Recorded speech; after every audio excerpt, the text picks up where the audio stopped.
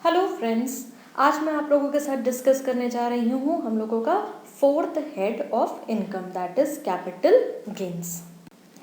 यहाँ पे आज मैं आपसे डिस्कस करूँगी सबसे पहले again basis of charge, then हम लोग समझेंगे कि कैपिटल असेट का मतलब क्या होता है, कौन कौन सी चीज़ों को हम कैपिटल असेट मानते हैं, कौन कौन सी चीज़ों को नहीं, कितने तरीके के होते हैं, कौन कौन से ट्रांजैक्शन को ट्रांसफ़र मानते हैं, जब असेट के टाइप्स होते हैं तो गेन के भी टाइप्स होते हैं, उसको हम कैसे कंप्यूट करते हैं, स्लम सेल का मतलब क्या होता है, एग्जेम्पशन का मतलब क्या होता है, that is specifically given for the heads of capital gains.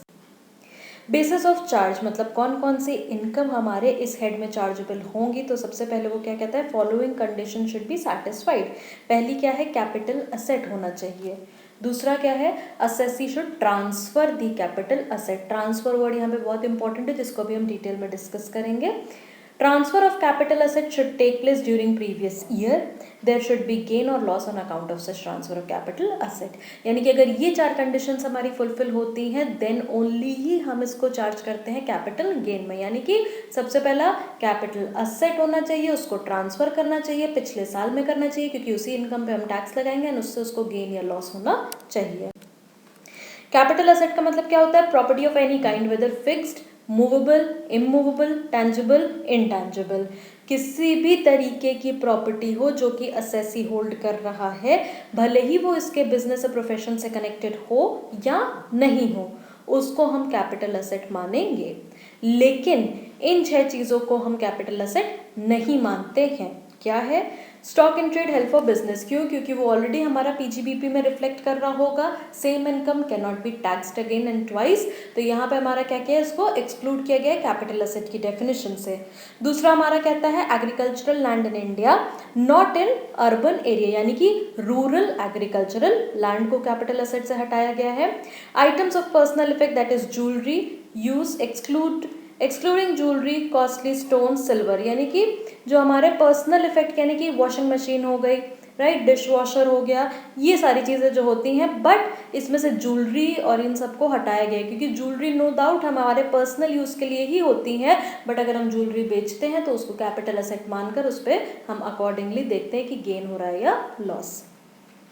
Special bearer bond 1991 की स्कीम के तहत जो आए थे वो हमारे नहीं होते हैं। नेशनल डिफेंस गोल्ड बॉन्ड और गोल्ड डिपॉजिट बॉन्ड 99 स्कीम के तहत जो आए थे उसको हम कैपिटल असेट नहीं मानते हैं। टाइप्स हमारे दो तरीके के होते हैं, एक होता है हमारा शॉर्ट टर्म कैपिटल असेट और एक होता है हमारा long term capital asset. Short term का मतलब क्या होता है, if it is transferred with in 36 months, जब से उसके पास था। लॉन्ग टर्म क्या चला जाएगा, if it is transferred on और आफ्टर 36 मंथ्स, तो वो हमारा हो जाएगा लॉन्ग टर्म। इसके एक्सेप्शंस क्या है, 36 मंथ्स को हम 12 मंथ से रिप्लेस कर देंगे किन किन शेयर्स में, यानी कि इन केसेस में इक्विटी शेयर हो गए, debentures, units of UTI, mutual fund, zero coupon bonds को हम लॉन्ग टर्म मानेंगे अगर उसकी ओनरशिप 12 महीने से ज़्यादा है तो। ट्रांसफर का मतलब अब क्या होता है, हमने बेचा, सेल ऑफ असेट का मतलब होता है ट्रांसफर। हम बात कर रहे हैं यहाँ पे इनकम टैक्स में जो ट्रांसफर की डेफिनेशन दी गई है, whether it will attract capital gains और नॉट। तो ट्रांसफर सेल हो गया, बेचना। एक्सचेंज, रिलिंक्विशमेंट मतलब हमने खुद से सरेंडर कर दिया है। एक्सटिंग्विशमेंट का मतलब reduction of any right, patent copyright कोई था हमारा, या तो हमने उसको सरेंडर कर दिया या हमने उसमें अपना परसेंटेज या शेयर अपना कम कर दिया है। अगर हमने कंपल्सरीली किसी से ज़बरदस्ती ले लिया है कोई एसेट, तो ये सारी चीज़ें हमारी ट्रांसफ़र मानी जाएंगी। अब कौन कौन सी चीज़ों को हम ट्रांसफ़र नहीं मानते, यानी कि ट्रांसफ़र अंडर अ गिफ्ट या विल, अगर कोई अपनी विल लिख करके जाता है उसमें अगर उसने कुछ ट्रांसफ़र किया है तो उसको हम ट्रांसफ़र नहीं मानेंगे। ऐसा नहीं है कि फादर ने सन को कुछ दिया तो आप उस पर कैपिटल गेन लगाने पहुंच जाओ, क्यों, क्योंकि वो एक उसने विल के तहत अगर दिया है तो। HUF में अगर एसेट्स का डिस्ट्रीब्यूशन होता है ऑब्वियसली मेंबर्स के बीच में, तो उसमें भी कोई कैपिटल गेन्स नहीं लगेगा। अब अगर होल्डिंग कंपनी सब्सिडरी कंपनी को देती है, सब्सिडरी कंपनी होल्डिंग कंपनी को देती है क्या, entire share capital of subsidiary company, provided transferee जो है वो इंडियन कंपनी है, तो उस केस में कोई भी ट्रांजैक्शन को ट्रांसफर नहीं मानते हैं। वरना ऐसे इतने सारे holding subsidiary company, amalgamated company अगर इंडियन कंपनी है तो उनके बीच में ट्रांजैक्शन होते हैं, then the list is endless कि हम कब तक उसमें कैपिटल गेन्स लगाते रहेंगे। तो ये सारे ट्रांजैक्शंस हमारे ट्रांसफर नहीं माने जाते हैं। जैसे कि होल्डिंग सब्सिडरी का था वैसे अमेलगमेशन के अंदर भी था। देन अगर कोई कैपिटल असेट कन्वर्जन के टाइम पे दी जाती है, यानी कि कंपनी अगर मेरी फर्म बन गई, राइट, अभी तक हम कंपनी चला रहे थे लेकिन अब हमें लगता है कि ज़्यादा बेनिफिशियल है इसको फर्म की तरह मेंटेन करना, प्रोवाइडेड उसकी सारी असेट और लाइबिलिटी फर्म की असेट लाइबिलिटी बन जाती हैं, उसमें जितने शेयर होल्डर थे वो पार्टनर बन जाते हैं और जिस कैपिटल अकाउंट में उनका चल रहा था रेशियो उसी पार्टनरशिप फर्म में वो आकर के शेयर करते हैं। देन हमारा आता है कि पार्टनर्स को क्या मिलता है, only shares in consideration and partners have at least 50% voting power for 5 years। ये कंडीशन अगर फुलफिल होती है तभी जो कंपनी से फर्म बन रहा है उसमें जितने ट्रांजैक्शन होंगे हम उसमें किसी पर भी कैपिटल गेन्स नहीं लगाएंगे।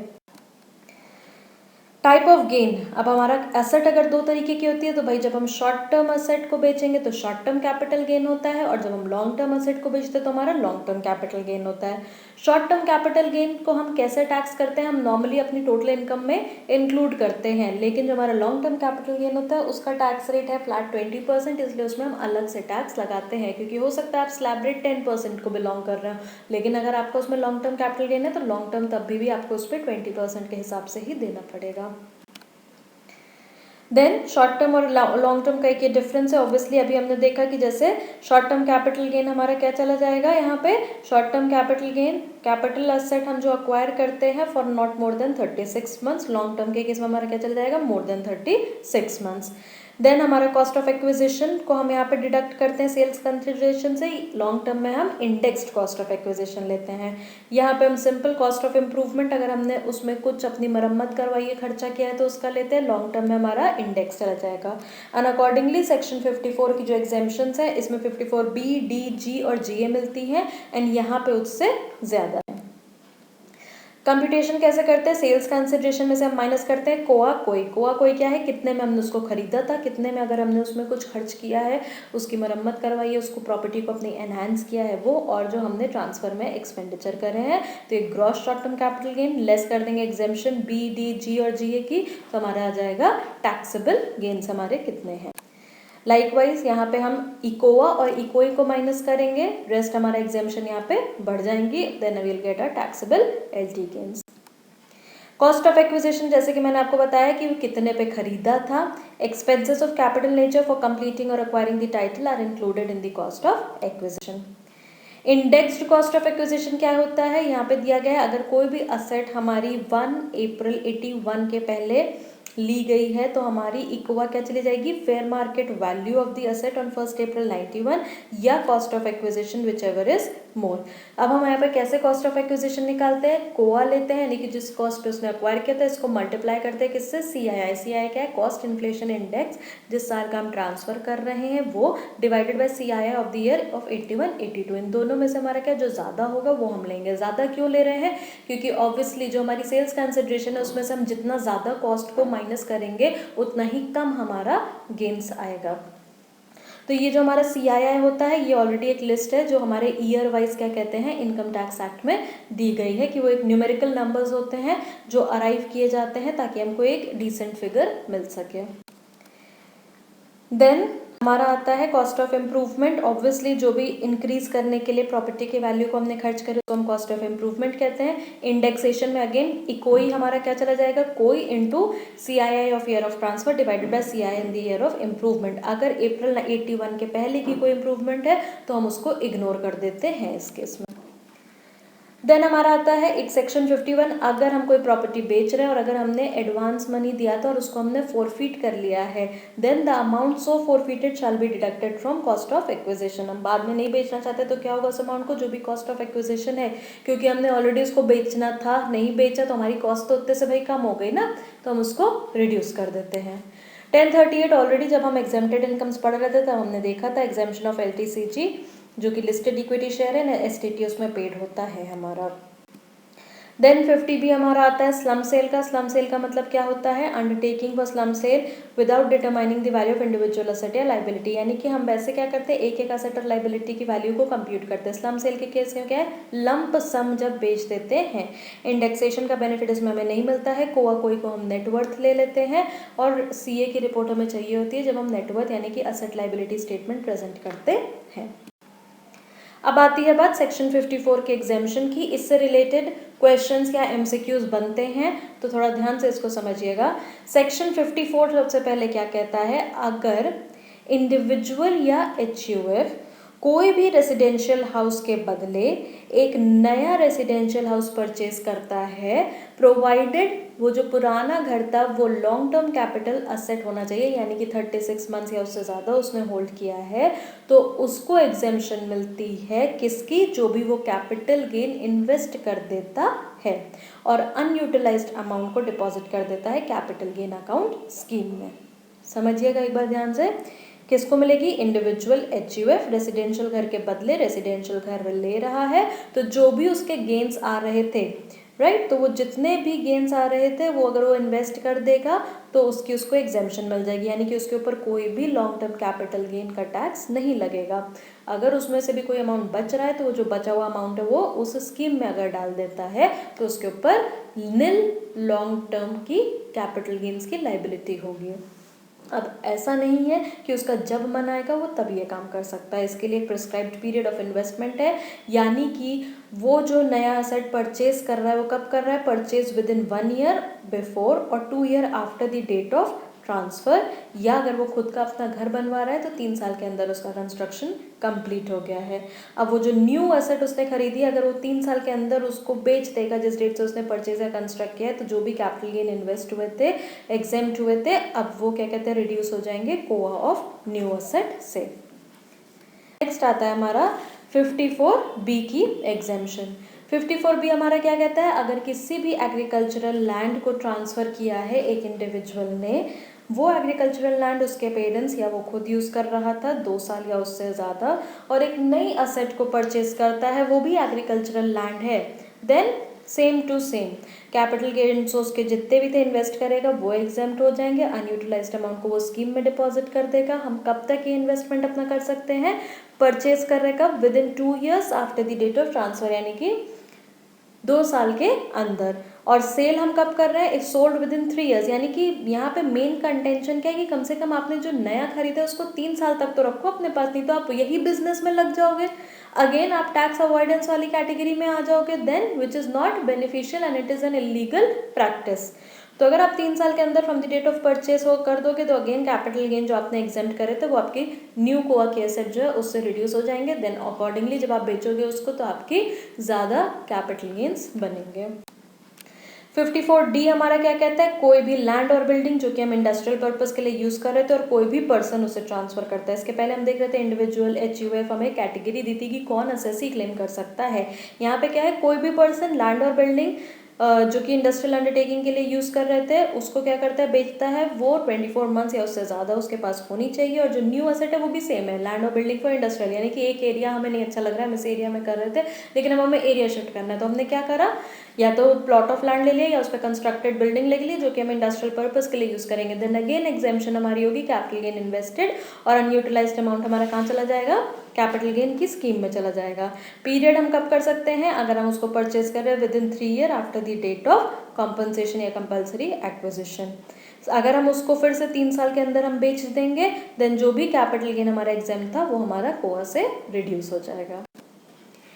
54EC क्या कहता है, अगर कोई भी असेट इंसान कोई भी बेचता है, राइट, तो पर्सन की डेफिनेशन में आपको याद है कोई भी आ सकता है, इंडिविजुअल एचयूएफ वाली जो सारी कैटेगरी थी, कोई भी असेट अगर बेच रहा है, और यहाँ पे इंपॉर्टेंट बात क्या है कि वो कोई भी जो असेट है वो बस लॉन्ग टर्म कैपिटल असेट होना चाहिए, और जो न्यू असेट वो परचेज कर रहा है वो क्या है, बॉन्ड्स है नहाए और रेखी के। नहाए और रेखी क्या है, national highway authority of India और rural electrification corporation of India. Then exemption हम कितने अमाउंट के देंगे, कैपिटल गेन इन्वेस्टेड की, और अनयूटिलाइज्ड अमाउंट इसमें नॉट एप्लीकेबल है, यानी कि पूरा का पूरा या तो आप इन्वेस्ट कर दो, नहीं तो जो अनयूटिलाइज्ड अमाउंट अगर आपका गेन का है तो आप उस पर टैक्स दो, फिर उस पर कोई ये एप्लीकेबल नहीं है कि आप स्कीम में जा करके डिपॉजिट कर दोगे। कब हम कर सकते हैं, purchase within 6 months from the date of transfer, यानी कि जो भी असेट हमने बेची है उसको बेचने की डेट से 6 महीने के अंदर हमें ये परचेज कर लेना है। सेल, अब अगर हम नहाए और रेखी के बॉन्ड भी बेच देते हैं, sold within 3 years from the acquisition, exempted gain shall be taxable as LTCG in the year of transfer. तो यहाँ पे कोआ से हम कुछ नहीं कम कर रहे हैं, यहाँ पे हम क्या कर रहे हैं, सीधे सीधे अगर 3 साल से भी आपने कम में रखा है तो जो भी आपका एग्जाम था आप उस पर आकर के यहाँ पे अब टैक्स दे दो।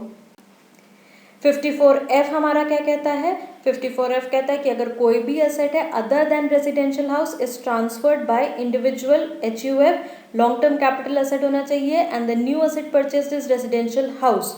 यानी कि अदर देन, अगर आपको याद हो सबसे पहली जो हमने देखी थी 54 में हमारा क्या था? रेजिडेंशियल हाउस के बदले रेजिडेंशियल हाउस। यहाँ क्या है? कोई भी asset other than residential house को छोड़ करके रेजिडेंशियल हाउस ले रहे हैं, then exemption shall be given for proportionate sales consideration invested. यहाँ पे हम एक फॉर्मूले से प्रोपोर्शनेट सेल्स निकालते हैं और सीधे सीधे हम पूरा अमाउंट उसको नहीं करते और अनयूटिलाइज्ड अमाउंट को हम स्कीम में डाल देंगे। कब हमें परचेज करना है? विद इन 1 ईयर बिफोर और 2 year after the date of transfer. तो या तो हम 1 साल के पहले कर लें या जब हमने ट्रांसफर किया है तो और 2 years after the date of transfer. या अगर हम खुद का कंस्ट्रक्शन करवा रहे थे तो कंस्ट्रक्शन हमारा 3 साल के अंदर खत्म हो जाना चाहिए। जब हमने अपनी एसेट को ट्रांसफर किया है तो हम ये क्लेम कर सकते हैं। और अगर 3 साल के अंदर हम उसको नई वाली एसेट को भी बेच देंगे तो जो भी हमारे कैपिटल गेन एग्जेम्प्ट हुए थे शैल be taxable in the year of transfer. 54G हमारा कहता है अगर हमारी कोई भी एसेट है यानी कि प्लांट एंड मशीनरी है या लैंड और बिल्डिंग है जो कि हम इंडस्ट्रियल पर्पस में यूज़ कर रहे थे और अर्बन एरिया में, वो हमारी ट्रांसफ़र कर रहा है कोई भी पर्सन एंड जो न्यू एसेट हम परचेज कर रहे हैं वो यही है, लेकिन डिफरेंस क्या है? नॉन अर्बन एरिया में। तो हमारा क्या है? अर्बन एरिया की थी और अब हम क्या कर रहे हैं? जो ट्रांसफ़र कर रहे हैं हम ले कहाँ रहे हैं? नॉन अर्बन एरिया में। तो हमारा क्या चला जाएगा? एग्जेम्पशन मिलेगी कैपिटल गेन इन्वेस्टेड की, अगेन अनयूटिलाइज्ड अमाउंट हमारा चला जाएगा स्कीम में। हम कब तक उसको परचेज कर सकते हैं? विद इन 1 ईयर और before 3 years from the date of transfer. Again इसमें वो कोआ वाली चली जाएगी, 3 साल के अंदर बेचा तो हमारा ये कॉस्ट ऑफ एक्विजिशन से रिड्यूस हो जाएगा, राइट। सो अर्बन से नॉन अर्बन। एंड देन हमारा आता है 54GA जो कि कहता है हमारा यहाँ पे क्या है? अर्बन एरिया से हम स्पेशल इकोनॉमिक जोन में लेते हैं, यानी कि प्लांट मशीनरी लैंड और बिल्डिंग इंडस्ट्रियल पर्पस से अर्बन एरिया में यूज़ कर रहे थे, ट्रांसफ़र कर देते हैं और उसकी जगह हम जो नया एसेट ले रहे हैं वो क्या है? हमारा स्पेशल इकोनॉमिक जोन में अगर हम ले रहे हैं तो सेम आपका कॉपी पेस्ट चला जाएगा। कैपिटल गेंस जो भी हम इन्वेस्ट कर रहे हैं वो उसकी एग्जेम्पशन मिलेगी, अनयूटिलाइज्ड अमाउंट स्कीम में चला जाएगा। या तो 1 साल के अंदर हम खरीद लें या 3 साल के बाद जब से हमने उसको बेचा है तब से। अगेन अगर हम उसको न्यू एसेट जो हमने स्पेशल इकोनॉमिक जोन में लिया उसको भी हम बेच देते हैं 3 साल के अंदर, तो जो भी हमारा एग्जेम्प्ट हुआ था वो हमारा कॉस्ट ऑफ एसेट से रिड्यूस हो जाएगा।